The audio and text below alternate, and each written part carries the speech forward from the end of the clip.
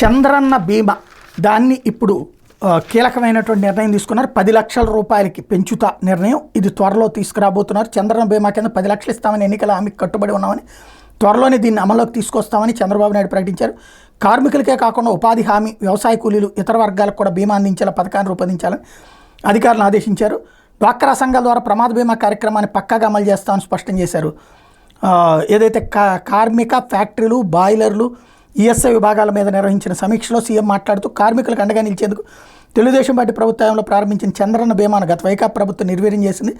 14-19లో బీమా కింద 2.5 కోట్ల మంది లబ్ధిదారులు ఉంటే గత ప్రభుత్వం 1,22,00,000కి తగ్గించింది. కేంద్ర ప్రభుత్వంతో సంబంధం లేకుండా బీమా పథకం అమలు చేస్తామని చెప్పి మొత్తం కార్యక్రమాన్ని నిర్వీర్యం చేసింది.